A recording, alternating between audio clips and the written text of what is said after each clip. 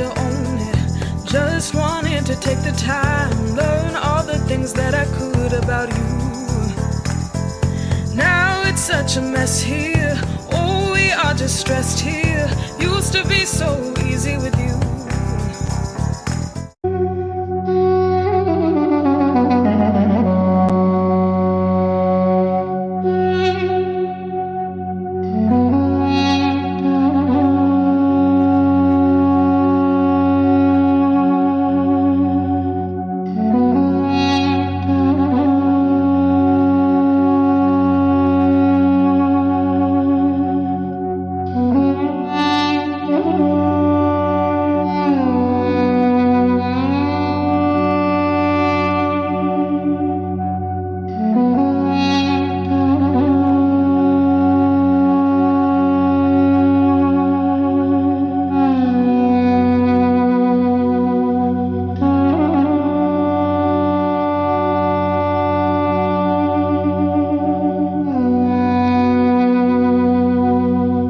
Thank you so much for coming on Everything Sparkle today. I'm really appreciative that you guys are here today. How are you guys? We're great. Good. We're good. So what's cooking?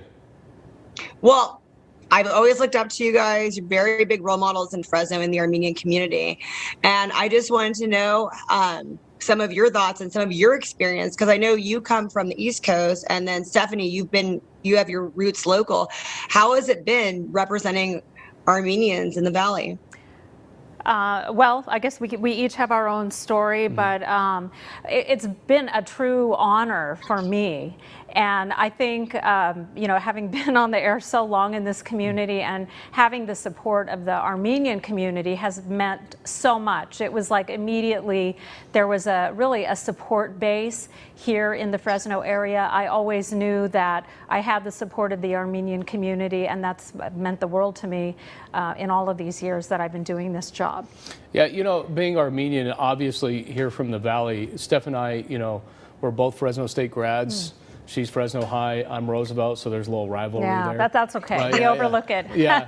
So, but I think that, we have a great sense of pride and also honor to not only be on the anchor desk every single night, that we represent a community and where Armenians populated Fresno, and that means so much to us. And, I think we hold that in our hearts and on our sleeve every time we do a story about Armenia or about Armenians in the Valley. And obviously Steph's medical missions to Armenia, I think, what was it, 5? I've been there 6 times now. Times. Yeah, 3 times with the medical mission. Also, I have to, looking back, and this thought just came into my mind when I first started on the air, many decades ago. But my grandparents on my mother's side were immigrants and came from Armenia, and survived the genocide and all of the atrocities that went along with that. And for them to eventually find their way to Fresno, and there was discrimination obviously against the Armenian population here, but they made their way, established themselves, had a family, and to have a grandchild suddenly, start a career on television. I know it was a very proud moment for them, and I have other cousins, of course, and aunts and uncles who certainly were success in their own right. But I think it really helped just reinforce for them how important Armenians are in this community. And I know that was a very proud moment for them to come here with very little and see their whole family establish themselves. What has it been like over time? Because when you started, it was like, well, what's an Armenian? And then now people are a little more educated on us, a little bit of our culture. How has that evolved? And how has that been for you, seeing the evolution of that? Well, I know that the first house that I bought in the Fresno area, looking at the deed, Armenians were one of the ethnic groups that were not allowed to live in that particular area. I bought a house near the Tower District, so that was shocking to see that. But Wow. to hear stories that my parents told about when they were young, going to school, and some of the discrimination they faced. And yeah, you're right. I think Alexan, I'm sure you've worked in other parts of the country through where people probably had no idea what an Armenian was. At least here, people had heard of, for the most part, heard of Armenians. For the most part. Well, I remember my first job, and I went to South Texas in Victoria, Texas. I was a sportscaster, you know, some time ago, and this is over 20 years ago now. But I got the job, and then when I arrived, they said, well, this whole Alexan Balekian thing, we're going to have to shorten this up. We don't know what Armenians are, and you know, nobody can pronounce this thing. And so I was very much against it. And so there was a battle with my name sometimes when I did TV. But at the end of the day, I was allowed to keep it. My first job was shortened to Alex, but I kept my name throughout the thing, throughout this whole career. Obviously, Fresno is Fresno, but you know, I've been to Phoenix, I've been to Roanoke, Virginia, and obviously in South Texas, including San Antonio. So yes, sometimes I've been the lone Armenian in the newsroom, but I have found that everybody knows what Armenians went through, our ancestors went through. They know the story and they've been educated on it. And that is incredibly refreshing sometimes, that people pay attention to the history of genocide and how the Armenian people have had to get through it and then continue to live through that lens. I think we both feel a responsibility because we're a dual Armenian anchor team. We feel the responsibility to continue to enlighten our community. There are maybe people that are newcomers to this area or just aren't familiar with it, and I think we both certainly feel the responsibility to let people know about what the Armenians have gone through, and that we are survivors, and we have contributed a lot, certainly, to our community here, just as you're doing, Sparkle, too. We are all contributing in our own way. And what did you think when they asked you guys to co-anchor? Were you two Armenians? Were you like, wow? Because I know you're the first co-anchor in the United States, correct? Does that still hold true? I don't know of any other, but I don't know 100%. We're the first Armenian anchor team in prime time. When it comes to any affiliate, and especially obviously not network, but any affiliate across the nation. So I have kept up on that because that's important to me. But yeah, there's an incredible sense of, we recognize that, I think, and truly, you know, Steph's right. I mean, that is something that we hold so important to our lives. I mean, it's every day, and we almost don't make decisions until we talk it over, because it's so important for us. And then I always get a little bit personal. How do you respond? Because I know the pressure is on, and I'm so glad we're talking about this. But let's say you're at church and someone comes up to you, Stefan, and they're just like, oh, hey, you know, my grandparents or your grandparents, blah, blah, blah, blah. And so anyways, my husband just started this business. Can we have it on the news? And then they kind of like ambush you on that. How do you respond to that? And how do you direct them where it's like, hey, you know, I only have so much power here. How do you navigate that? Well, I think that's just something that happens to news people in general. But yeah, I think if someone feels, you know, maybe the cultural connection that should, you know, that maybe would play a factor in it. But obviously we're professional in how we do our job, and our cultures are certainly important to us, but we also have a responsibility in how we cover news and how we might pitch stories. So I think we would just explain that if it is something that would have maybe a valid news angle, that we would share it with our assignment desk. And there have been stories we all have shared stories with our assignment desk, but maybe they're not always covered. But yeah, that's just part of, I think, this job and one of the byproducts of that, and we just have to be diplomats about it. And I feel, though, sometimes if they're coming up to us, they already like us, so we don't have to win them over all the time. And that's the good feeling. If they feel that they wanted to come up and say hello and even share a story with us, no matter what it is, then I feel like, even if we're reaching out to one person and talking to them personally, I love that part about the job. I love doing that because, yeah, we're talking to people through a camera like we're talking to you, Sparkle, but then you go out in public and you want to talk to them in person. I think that's really cool. Well, and also, a lot of times that's how we get great stories. Yeah. It's when people come up and say, you know, hey, this is happening, or you might want to talk to this person, or I know about this or that. So we always have an ear for anything that anybody has to tell us, but not everything does make the news, even stories that we might think are the best of ideas. So it has to go through the proper channels, but we're always certainly willing to hear and listen. Real quick, what was so funny about this is that I even went to the dentist today, and Dr. Jansen, who we share the same dentist, he's telling me the story about how he first met Steph. And he's like, I just saw her in the grocery store with her husband and kids, and I went up to her like I knew her, but she had no clue who I was.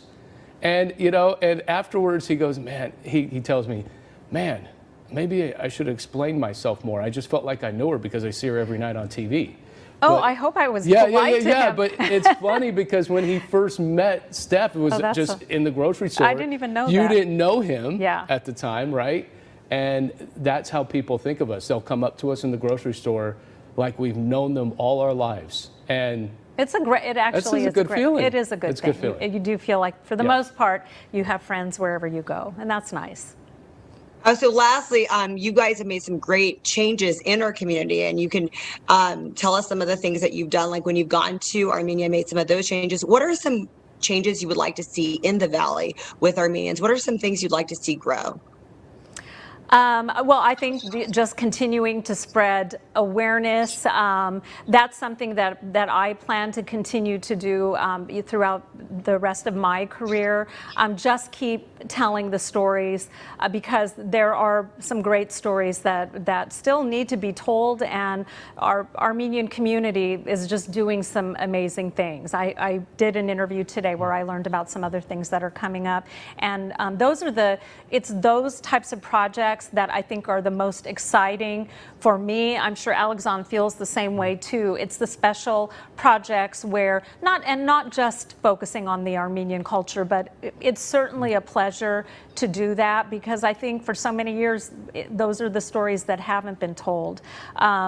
You know, I love seeing things like the Srmayan Museum opening in Fresno. That should have been done decades ago, but we have this amazing museum, and I'd like to see more things like that, I guess, help or open and be available in our community, and I'd love to be a part of that just down the road.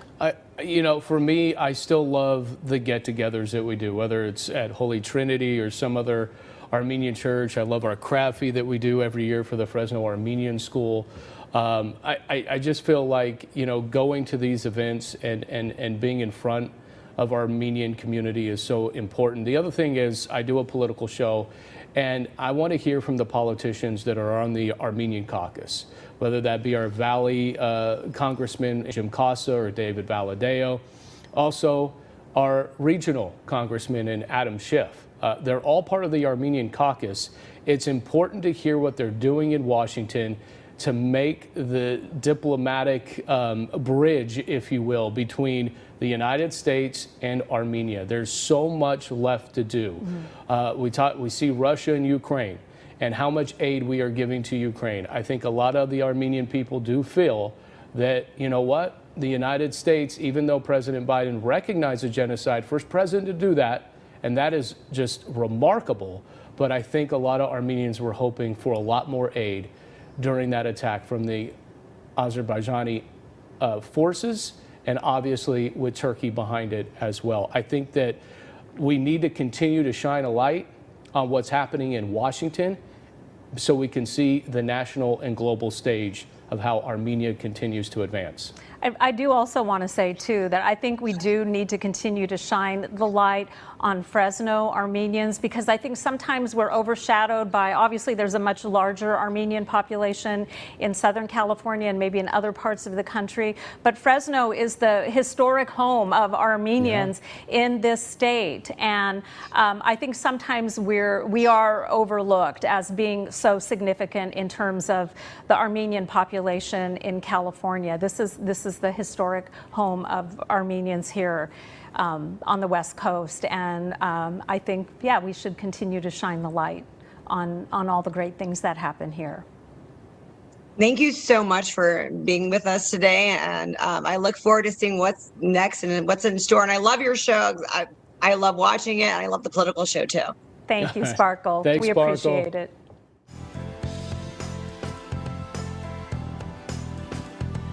Thank you so much for coming on my show today. Thank you for inviting. I appreciate it. I love it because your Armenian name is actually my great-grandmother's name. Oh. And it's funny because you made it like you Americanized it. So when you introduce yourself to people, do you usually use your American name or your Armenian name? American name. It's just it's easier. And my when we moved here about 20 years ago, I had a teacher in elementary school. She couldn't have any kids, so she always wanted to name her daughter Ashley. So it's like my first name is Ashken. So she's like, oh, Ashley will sound perfect. And then when I tried to work on my papers to change to add my middle name, so I did, and I went to see her, and her name was Mrs. White. So do you make that your middle name then? I do. Okay. Yeah, it's legally it is. It's Because Ashken that is Ashley. so beautiful. Thank you. It's such a beautiful name. So when tell us about your kind of roots and when you came to Fresno. We moved to Fresno about 20 years ago. It was in March 2021. My aunt and my grandpa moved here, and then they invited us over. So my parents were kind of undecided, like wanting to, travel all the way to America, but they had a big future for us. They wanted us to succeed and be successful in the future. So we did move here, and we're actually 7 kids. Wow, really? I'm the youngest from the girls, but I have a baby brother. So he's not a baby anymore, but. And you came from Armenia, so Yes. that's where you guys, that is, and then so when you guys came, it was all of you guys that All came of or us. some of you were born, okay. No, all of us. We all born and raised in Armenia. We just moved here. Wow, was that a lot of pressure? That when you say they wanted you to succeed in everything, it's like. I don't remember how the pressure was, but I'm pretty sure my parents were under a lot of stress, moving here. To kind of, like it's a new, basically it was everything new. Moving here, we do not speak English. Our second language was Russian. So it took us quite a while to kind of getting there, like, learning and just processing the whole thing. But eventually it did, because, one thing that we always promised, even I told myself or my parents always taught us, never give up. It was, there's times that you struggle because, it's like basically this will be your third language or having a little accent, people make fun of you. But overall, it's just, it was an amazing journey. And I am very grateful to my parents that, they gave us the opportunity by moving to America to give us the dream, the dream that we wanted it.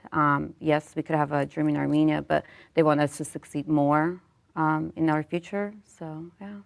And what made you decide to get into the medical field? I wanted to in the business side. My dad always wanted us to like in the nursing side, so I kind of took that road to become a nurse. It's just something that he always wanted us. My aunt was a nurse. My 2 aunts were a nurse, so we just kind of it's more like it's more like a generation to pass on generation. It was a great. First, I was very like going back and forth about just undecided about my degree or what I want to do with educational wise, but I pretty much love it, and I will not regret it. And I'm very, very happy that he actually pushed me to pursue nursing, because you can actually like what I do as of right now. It's just you advocate for your patients. You be there for your patients. And that's one of the things that's missing in this world, that not everybody's out there actually, being and pursuing or pushing and about advocating for the people that we want, we want them to be, we want them to, advocate for them. And it's a lot of work. I mean, I know you guys are working like 12-hour days. You don't have a life, a lot of times in the beginning at least. So how do you navigate all of that? As of right now, I work on the administrative side. I'm the director of facility. This facility that my brother and the partner used to own. I'm still working with them, with the new owner that took over. I am running the facility as a director of facility. I'm doing the administration side. It is a lot of work. It is. Is it senior care? It is not. We're basically like a home-style environment, one step down from a hospital. It's a subacute care facility / rehab and skilled nursing. So it's people that have to stay in an extended care. Yes. Okay. From a hospital, and then we're basically the last step for them to go home, and then that's how we do it. So it's just we're located in Clovis. That's a lot. I mean, It is a lot of work, but if you're dedicated to your career and your job, you will make it through. It's very important for you to be passionate about something, not just because you want to work. You actually want to be there and do the job, and kind of make yourself proud that that you did something for this patient or this client. I'm very big on advocating for them. It doesn't matter what, who it is, what it is, but as a nurses or nursing background, graduating as a nurse, you do want to have that passion in you to actually do good for the people that might need your help, that they can even speak for themselves. How did you get into the business side of it? My brothers and their partner opened the business. So they invited me to work with them. It's just been an amazing journey. And is that what you sold? I know you recently sold. So you sold a business that you had with them. Yeah. You guys sold it, and so now you're working on a new one. We're processed. I personally I do have a new ideas coming in. Of course, has to do with medical field in a health facility type of, but it's something that you kind of have to. It takes a quite while to kind of get there. You need to have a plan in place. So I'm working that plan. Hopefully, we'll so be there it's similar. soon. It's still kind of an extended care for people that need that. Yes. And there's a lot of liabilities and stuff. How do you do all that? Do you guys have a team of people? Do you guys consult people for that? Like, how do you go when you want to do something like that has so much liability and so much stuff? When you're opening up, of course, you need to hire people that kind of help you like a step-by-step process. But if you already did have one and running one, it's much easier because it's just like you kind of already know what to expect. So, and does it make you look better because you already come from a place that they're not like, oh, this girl doesn't know anything. Like, oh, she did this. So. Yes. It's much easier and much easier to communicate with the people who already know how to do it, consulting like a person or bringing like consulting nurse or a business administrator or HR. So it's kind of easier because I pretty much do everything there. So opening one up, I don't think it's going to be complicated. It's going to be more that's, like kind of being passionate and just kind of moving forward to the goal that you put your mind and your heart into it. So that's just kind of very important for me. So what are a lot of these patients? Are these a lot of patients that have been in accidents? A lot of patients are post-care of COVID or car accidents or, had a stroke. Depends on the cases, but mainly we had a post-COVID patients in our facility, and they're on ventilator, trachs. It's just, it was very, very tough, but we made it through. And how have you dealt with losing people and losing patients? I know this is something that gets easier over time. It will never get easier. It's something that you need to be strong for the patient's family, and you need to be strong for your employees as well, giving the encouragement that we did everything we could for this patient, but there was not much more we can do for them. Because you don't want them to feel that, they failed on something or their failure because they couldn't do stuff for the client or the patient. But we want to always encourage the family that we did everything we could, but the damage was already done. And we only lost probably 1 or 2 clients. Most of them went home to their loved ones, and that's what we wanted. Great. And that's what we wanted. Yes. And then, what are some of the feedback you get? Because I bet you're such a big part in these people's lives. I mean, they're depending on you for their care. Do you get some wow, you saved our life, I wouldn't be here without you? What's some of the feedback you get? The feedback we got, a patient was admitted to us a couple months back, and he couldn't speak or talk. He was just bedbound. He walked out of our facility and he visited us almost 2 weeks ago. And he was so happy that we gave him the best care we could. And he was so proud of our team. And it was amazing that you can tell him, now he's talking, speaking, that he was like, without you guys, I wouldn't made it through. And it gave us that hope that we're doing something right. We're doing something, advocating for this patient, or doing something, medically taking care of them, or not only medically, you kind of have to be taking care of them as you will take care of your loved ones. That's very, very important. You can A lot of pressure. It is, but you got to be there because we spend a lot of time with them.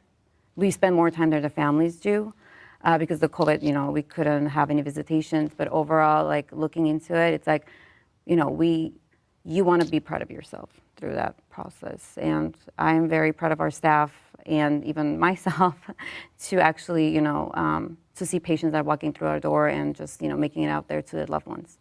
So what are some of the things that you hope in the future to accomplish? You're so young, you've done so much. What is the vision that you have going forward? I want to be advocating for patients. That's one of my goals. I want to be there when they need us, not just the person itself. As of overall, my goal is out there, like whoever's going for nursing or becoming a nurse. Please be passionate, be patient with the patients because they need that. They need that. Be caring, be loving.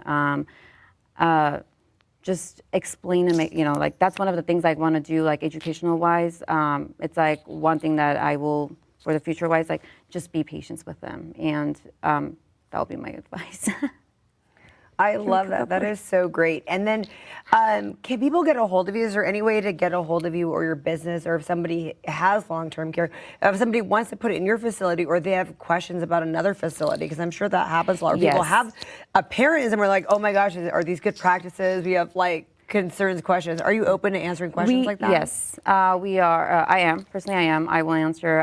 And we do get those calls. Hey, usually like they ask us if we can bring the patients to our facility or the client, and we recommend them to go somewhere else. And it's just like something that we do because if we can take them, but we want them to go a place that we know for sure they're going to be taken care of it. Right. And then that's, like I said, it's very important because that's where you come in and advocate for those patients. Those are little things that people think it's little things, but those are actually big things for them. Right. And it's big things for us too because we want to make sure wherever they go, they're going to be taken care of. That's really important. So where can we contact you for all that? Is there like an email address or a website? I do have an email address. We do have the website. Okay, what's the website? It's grandvillaclhf.com. And then on there is a different email address. Yes. Okay, that's what we need to know. I appreciate that. That's really good. I mean, I guess you definitely care about your patients, and I'd love to see where this goes in the future. Yeah. This is really cool. Do you guys? So when you guys hire people, is it mainly nurses, doctors? Who are you looking to hire? Doctors. We already have a doctor. We have an amazing doctor that works with us, and we do hire RNs, LVNs, CNAs. Everybody has to be certified and have the license to take care of them. Yeah, and that's the whole thing. That's awesome. Thank you so much for coming on my show. No, thank you for having me. So, thank you.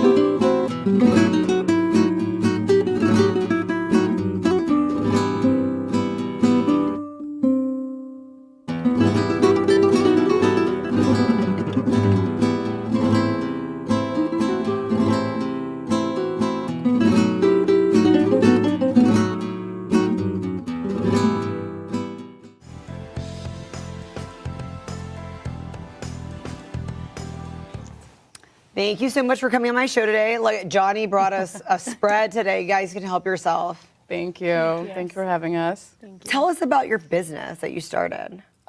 We started our personal flower business about 3 months ago.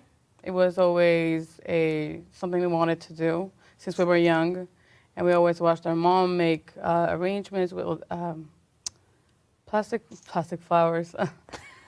What is it called? not real flowers. Oh, the decorative pieces. Yes, She was good at the sorry. decorative, and you're like, I want to do that, but for real. Yeah, and then like watching that, we're kind of like, we really want to do flowers. Like we want to have our flower business, have our own little boutique, our spot. Like, I don't know, provide little happy gifts for people, because flowers always make people happy. That's true. So yeah, we're like, that's actually something we want to do. So how'd you get started into it? Because that seems like a lot. I mean, just me thinking, not knowing anything at all about the industry, I know flowers are expensive and seasonal. Yes. So and how do you combat all of those things? It's actually harder than we thought it was going to be. Because when, let's just say, a customer has a specific color combination order or certain flowers that they want, and since we don't really have a wholesale that we're working with yet, so we have to go to every possible store in Fresno to find the flowers that the customer has ordered. Wow. Yeah, and usually with since we're a new business, a lot of people don't really give us like a heads up. Like we get You get at the least last a minute day. people? Yeah, Yes, we we usually do. get a lot of last minute orders. That is nerve-wracking, but we're learning. I mean, we have to somehow work right now to like, we can't really say, oh, if it's not a 1 week prior, we can't take it. So we're just trying to work with everybody until we're like fully built up and ready to open our personal shop. So yeah. So what's the name of the business? It's Srma flowers. Srma it's the first part of our last name. It was just a thought that we had in the middle of the night, just two twins chatting, and we're like, you know what? Let's actually open a flower business. In the beginning, we were gonna do V&T flowers, our initials, but then we're like, maybe not that, because there's also like a DNL flowers. Yeah, exactly. I was like, let's do something else. So we're like, okay, Srma it is. Because also our last name is very unique. There are only 2 families in this whole world with our last name. And our family is one of them. And I was like, let's be original. And I don't think anybody can have the same name as us. And I was like, let's do it. I love that. And you guys are from Armenia. Can you tell us Yes. about that? When did you guys get here? We got here 2010 November. Yeah. My dad's side, the whole family was here. And out of 4 children, my dad and basically our family was the last child left in Armenia. And they've been living here for 10, 15 years prior of us coming. So basically, we were the missing piece, puzzle piece of the family. So we moved here and we're all together now. We're a whole. Wow. So how have you guys adapted? I mean, that's really ambitious that you have only been here for about 12 years and you started a business. Yeah. In the beginning, it was very hard, especially going to middle school, not knowing a single word. Yeah. Oh, wow. Got into a lot of trouble because there's a lot of cultural differences. Had to be suspended because there are a lot of things that in Armenia, the way we say things are taken very brutally here. Yeah. See, that's why we're so rough around the edges. I haven't built an over excuse. here, we were a little too tough for the students here, let's just say in the beginning. Then there was a lot of pressure with the bullying. We're being called names, and until this day, we don't know what that word meant in any language. And we kind of never gave up in a way. I know in the beginning we would go home, but like we don't want to go to school anymore because they're calling us names. Oh, no. And then us and a couple of our Armenian friends had to go to the principal's office in the mornings and write apology letters because some other race kids thought that we were talking about them, but all they were doing were they're just translating us all the time, and they felt the pressure that, oh, they're talking about us in a different language. And we didn't know what racism actually was or bullying, not until we moved to America. 'Cause in Armenia, we don't have such thing as bullying in schools. Wow, So it that's was so definitely interesting. a whole change. So do you think you've acclimated? How have things been since you've been here? And you need to talk, girl. Tell us a little bit about that. Well, we opened the Armenian business when we were in high school.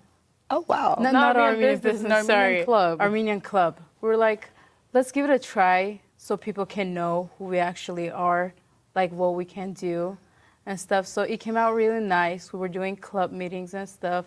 People, oh, that what it means Armenian. that's what you guys do, where you guys come from. So it was a good thing that way they knew who we actually were. So that's Because a lot of people, when you say you're from Armenia, they're like, oh, like the Kardashians. And we're like, no, there's so much more to Armenia than just Kardashians. Because they're not. Because they're not from Armenia, for one. Yeah. So yeah, it's different. We wanted to show what our culture really is. Like, we survived the genocide. The fact that we're here today and we have a lot of Armenian community here in Fresno, that's a big thing. I'm pretty sure our ancestors would be very proud of every little thing that we're all doing. So yeah. And so then you kind of got the support a little bit of like your classmates. So the once bullies started to come around. Yeah, we did. And so now, okay, your business, do you have an actual spot? Do you have a location? Do you work out of your house? We work out of our house as of right now since we're barely starting up. It's only been almost 3 months. But we do want to open our little boutique that we can have like a walk-in flowers. Let's just say somebody decides to Come in right there. Yeah, come in right there and grab a beautiful bouquet for their significant other or their mom or someone, so they can just come and get it. And so that's a lot. Did you have to like get your business license and go through all those channels and do? Yes. That's a lot. Yeah, we actually have to have a contract, and it kind of takes time. And we do need a certificate that we're currently working on to be able to open our personal actual spot under our name. I mean, we could have always used my grandparents or my parents' name to get the place, but this time we actually wanted to be independent and do it all just on our own. Yes. So we're basically building the resources so we can actually have our spot. That is so awesome. You guys have to try some of this. It's actually part of rose. So since you guys I've are all never about actually heard of a rose lemonade before. it tastes just like a rose. And since you guys have the flower place, I'm like, you I mean, guys I've have never really ate one to know, but I'm just kidding. So what's your favorite flower, each of you? Mine is peonies. I love it. Mine is rose, probably rose. And blue roses for her. Yes, blue roses. Where do you find that? See, that's my favorite color is blue. I mean, I don't know if you could tell or anything. I could tell. It's actually But where do you find a blue rose? We actually kind of dye it. You have to spray, right? There is no Not natural. spray. Like, we put it in dyed water and leave it for 2 days. Isn't that hard for not to It's kill the very hard and rose? it's risky. Some of them make it, some of them don't. Oh my God. This is like an education. Did you guys have to take like a botany class or like, how does this work? No, not really. Not a specific class that we have taken, but when we were back in Armenia this past summer, we would go to flower shops and actually talk to them, ask them stuff, and watch and learn. Like, we didn't have to go to class and sit and learn, so we basically interacted with a lot of florists when we were back in Armenia to learn at least one thing from each of them. So yeah. What an education. So Yeah. did you guys like take notes? You guys took away something like when you went to different places and you were like me almost. You were interviewing the florist. Right? You had to like kind of tell them, hey, well, so what happens if this happens? And Yeah, we had to do that because we had to know, we were entering a field that we were not too sure about. We always wanted it as a hobby, but we don't know what actually was going to be. We're liking it so far. It's good. So far, so good. So customers, are they satisfied? You get the approval rating? Yeah, they're satisfied. And sometimes we get customers, they're like, oh, thank you for giving us more than we actually thought, like ordered for. And that's, when we get feedback about our flowers, it's honestly feels very nice. I mean, even if it's a bad feedback, I still would want to take it. I still would want to know their opinion so I can try to perfectionize it in a way. Have you guys had any events yet? We had one baby shower. Baby shower. How did that go? It was great. It was a lot of guests were fighting to who's going to take the centerpieces home. And it was 9 people at a table. So yeah, it was a battle. We're like, I don't know. You guys take a poll or something. Who's taking it? Okay, so if a girl wants to get a guy flowers, what do you suggest? There's something masculine. Like, what do you suggest a masculine flower would be? Never had that before, but I don't know, probably a bunch of greens maybe, with like A green arrangement, yeah. yeah, something more towards the greeny, not pinky. And then what about plants? Are you guys doing plants too? No, or not really? yeah, no plants. Just flowers. Yeah, just flowers. Not really a plant fan. We like to play with the colors too. So we go to the store and like we don't look at a picture or anything. We just grab it. Oh, this goes together, and it comes out really nice. I love that. We love to play with the colors. We like to do different things. Our flower arrangements, when you look at the Instagram page that we have, nothing is really similar. Everything that we have, they're all different. So that's the good thing about it, that people have a lot of variety to pick out of what we got. So what's the Instagram? It's called Srma Flowers.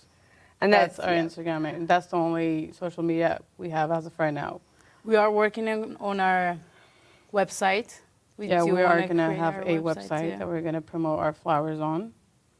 Yeah. I love that. Thank you so much for coming on my show. Thank you for having us. Thank you.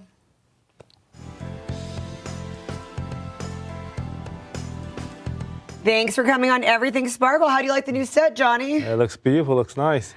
Oh my gosh, the weight of my heart is food. Yeah. Oh, so holy sheesh. Can people, you cater, right? Yeah, I catered. They could reach me on my Instagram or my telephone. And then you'll cater I cater parties, weddings, quinceañeras. Oh, wow. So this is the Lamajuns. You said this is going to be on the spicy side? Yeah. Oh, we love spicy though. Yeah, and that you just did that with the regular hummus, and the other hummus is spicy hummus. We love spicy hummus and we love spicy Lamajun. This is amazing. How long have you been cooking? I've been cooking about 23 years now. I did worked at different restaurants, from mom and pop places to big resorts, and just decided save up, try to start my own food truck business. Oh, this is so tasty. What were some of the best experiences you've had having a food truck?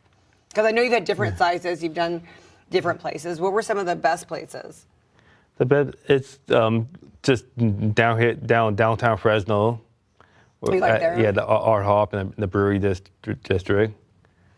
Those were the fun ones, and you got to meet people? Yeah, meet a lot of people. And then the perks of having food trucks at the Brewery District is that they give you free beer, but trade beer for food.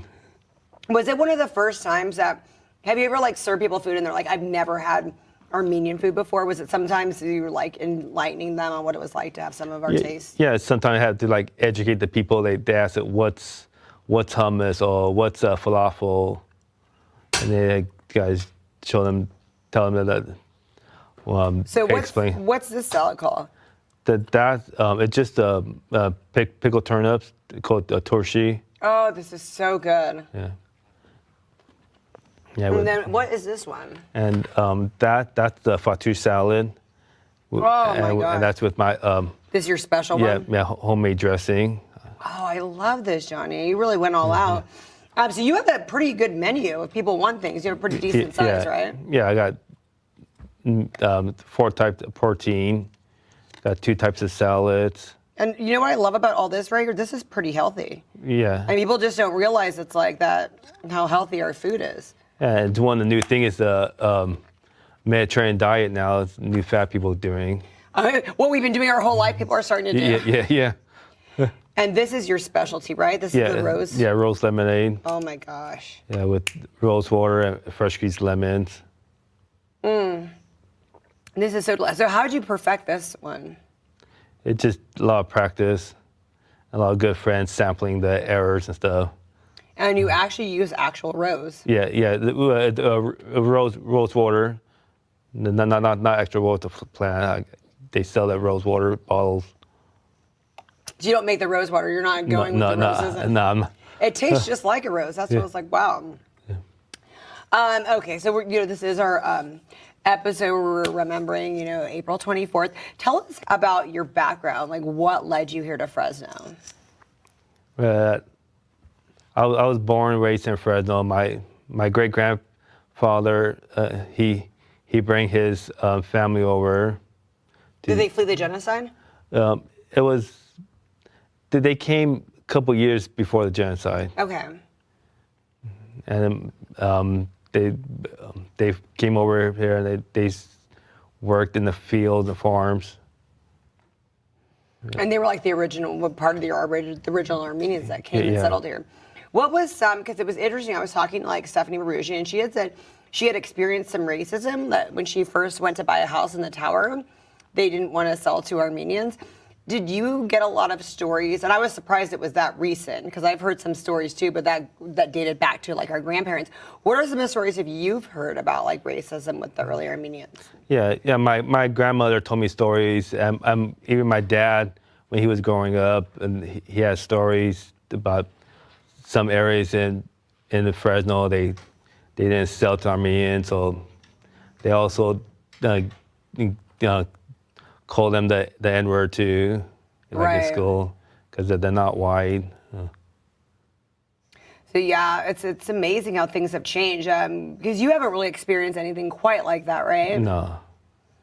Right. And so, what are some of the things you hear most about Armenians? You always get like, "What are they? What are you guys?" What are some of the things you hear a lot? Yeah. They say like, where is Armenia at?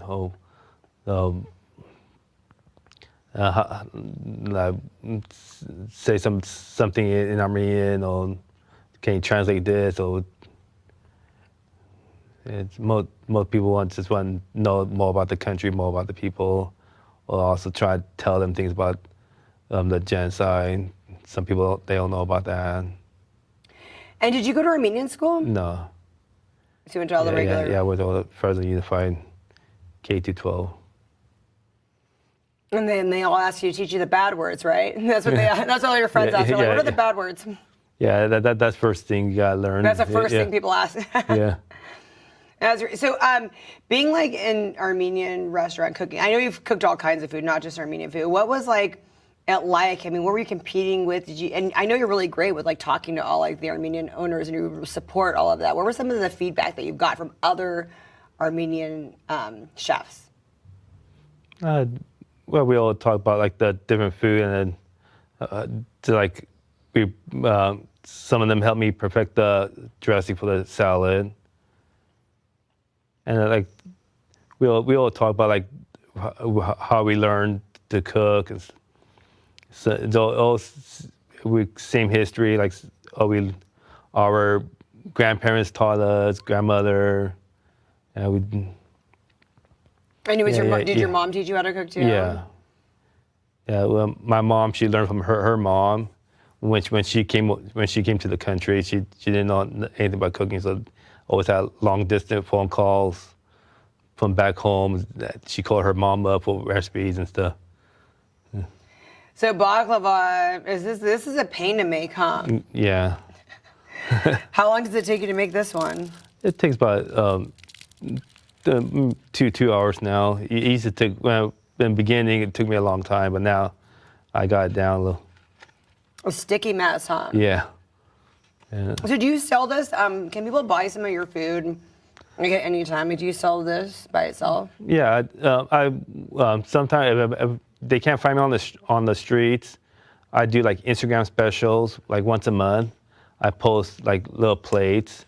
Oh, really? Yeah. So you'll do that once a month? Yeah, once a month, and I deliver the food to them wherever they want to in the Fresno Clovis area. And you've done a lot for like the community and like charity. They don't know if a lot of people know this, but when we were raising money for Logan, the kid who passed away from cancer, you went a whole weekend of selling stuff just to get him. What was it that you got him? The iPad Air. The iPad. So I mean, you worked really hard just to do that. It was me and a couple other food truck people. We all did a little fundraiser for that. It was my kind of idea, but the other food truck people they want to help in too. So where'd you get that humanitarian spirit? Just growing up in a church in the Armenian community. What church do you go to? Holy Trinity. You've always been there? Yeah. And like most of your family's here now, like you're from your mom's side and your dad. I know your parents passed away. Yeah. Well, right now the family, it's they'll some of them here, some of them moved other places. But mostly they stayed in Fresno. Yeah. So, what are some of the things you hope to achieve? I know right now you're actually a chef at Valley Children's. Yeah. And then you do this as well in the future. Where would you like to see Holy Sheesh go? Just like to probably one day see it in a brick and mortar. location somewhere in town. What area would you like to be in? I like to stay like in downtown, but I know we have over, I think there's like 6 or 7 Mediterranean restaurants. Really? Just in downtown? Yeah, within a 1 mile area. Yeah, but that's the area you like the most? Yeah. I gotta taste this. Okay, let's see. Oh my God. That is so delicious. With all those herbs. You need to just sell that in a bottle. Yeah, I tried doing that. It's hard, perfecting it for a bottle for resale. Yeah, for the shelf life, yeah, is getting that yeah. together. That is so good. Oh my gosh, Johnny, you're such a good cook. And then this, you baked? Did you bake these? No, these cookies here, I like sport like other local bakers. So who did this come from? This from my friend's daughter. She just graduated from high school and she's opening up a little baking. Abby Sweet Treats. What's some advice you give to people that want to start up their own? 'Cause it does take a lot. You have to get your license and everything for this. What's your advice? Just gotta be dedicated and just never give up. Never give up? Yeah. That people are gonna put you down, say no, you're not gonna do it. Just gotta prove them wrong and just go for it. If that's what you want to do, yeah, just go ahead and do it. And you're smart because you actually work where you have your day job. You work for Valley Children, but then you do this like kind of like on your own. Would you suggest that? Because I think a lot of people, it's like all or nothing. You know, they don't know they can kind of do both. Yeah, it was right now started out as a hobby, and like when I first started on the truck, I jumped on it, all my full force, everything. I gave my job that my 2 weeks notice. I left them. I went on truck, and that was hard. Right, because you had to build up your name for the truck, though. Yeah, and now it's I'm doing it just part time. I get my full time job, and now I'm just doing it like an Instagram special, just to keep my name out there. And then when you have your parties, because then you get booked for your parties, and you're like, okay, at least you know you have time to prepare and time to make your food. Yeah. What were some of the experiences that you've had when you have these parties? Tell us about one of your experiences. What was some of the craziest? Like a wedding, a bar mitzvah, what was it? Well, I did an engagement party.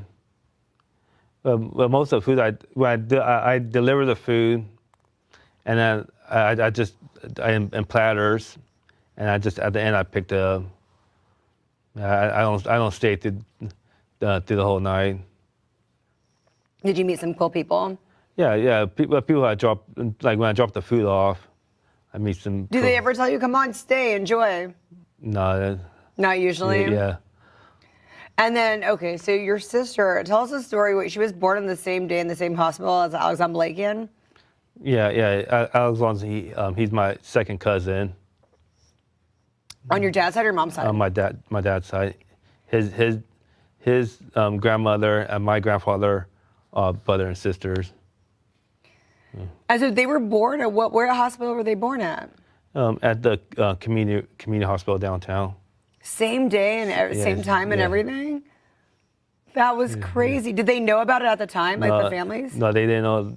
It's like my dad and my cousin, his dad always talk about. We always like run into during that day we ran into each other in the elevator, and they said, "What are you doing here? What are you doing?" And they said, "My wife just had a baby." Yeah, mine too. Oh my gosh! Right in the elevator, they found out. What a crazy story! I love that. So do you guys do like a lot of family reunions and stuff? Yeah, we used to. We're hoping to start doing that again. Because COVID kind of made everything a little bit funky. Yeah. Well, thank you so much for coming on. Okay, so what's your social media so we can all follow you? It's Holy Sheesh Fresno, with Instagram, Facebook, TikTok. I got them all. Yeah. Thank you so much for coming on the show. And thank you for this food. I can't stop eating it. Yeah, you enjoy it. Thank you for having me. Felt right in the moment, felt right in the summertime. It felt right drinking cherry wine with you. Just wanted to own it, just wanted to take the time, learn all the things that I could about you. Now it's such a mess here. Oh, we are distressed here. Used to be so easy with you. Now I must confess here. Oh, I must confess, dear. Don't think I'm in love with you. Winter is coming and I don't know what to do. And there's no more use in running, no more running to you. And I don't want your loving, I don't wanna be just friends, knowing all this time we were playing pretend. Playing pretend. Playing pretend. Ooh, playing pretend. It's a mystery. Hi, I'm Sparkle Sujan, and I am the host of the Everything Sparkle Show. I would like to invite you to come and hang out with me every Thursday at 4 p.m. Pacific Time, 7 p.m. Eastern, as I interview the world one guest at a time. Everything Sparkle is available on Roku, Apple TV, Amazon Fire TV, Facebook, YouTube, Twitch, Twitter, and CMAC.tv. Plus, if you're in the Central California area, you can watch on Comcast Xfinity Channel 93 or AT&T UVerse Channel 99. Hope to see you there.